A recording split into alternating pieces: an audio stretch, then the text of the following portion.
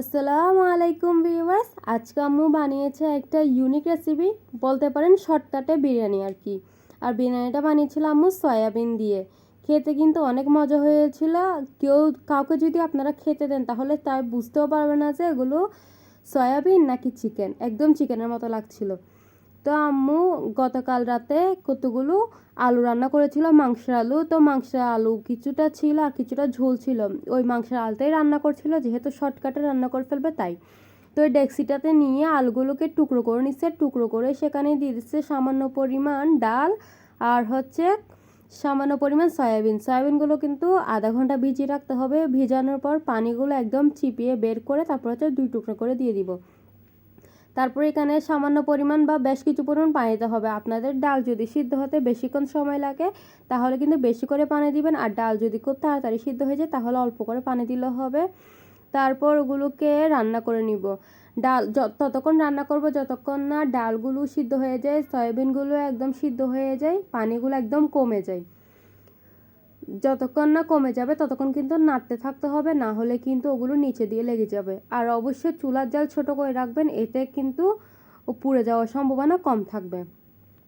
এগুলো একদম সিদ্ধ হয়ে গেলে সেগুলো নামিয়ে রাখবো। তারপর একটি ডেক্সি নিব, ডেক্সিতে তেল দিয়ে দিব। তেলগুলো গরম হয়ে গেলে সেখানে দিয়ে দিব পোলাও পাতা।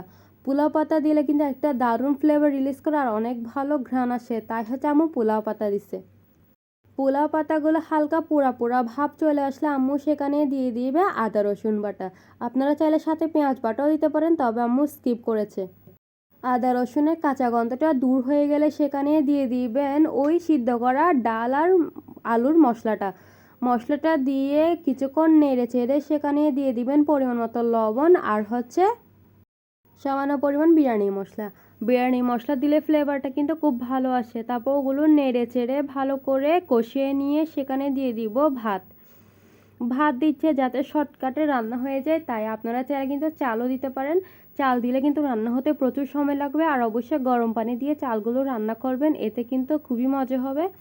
আম্মু যেহেতু ভাত দিছে তাই হচ্ছে আম্মু ভালো করে নেড়ে চেড়ে নিচ্ছে, কারণ ভালো করে নেড়ে চেড়ে না নিলে কিন্তু নিচে দিয়ে লেগে যাবে।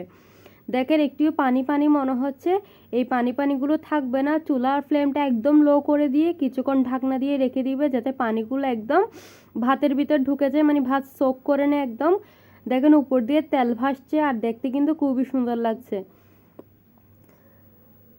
এবার নামিয়ে নিব, আর গরম গরম খেতে কিন্তু খুব ভালো লাগে। এটা কালারটা অতটা বেশি সুন্দর না হলে খেতে কিন্তু অসাধারণ হয়েছে। আপনারা কিন্তু ট্রাই করে দেখতে পারেন, ঠকবেন না কিন্তু এই রেসিপিটা ট্রাই করে, অনেক মজা হয়েছিল আর নাস্তা হিসেবে বেস্ট। আল্লাহ হাফেজ।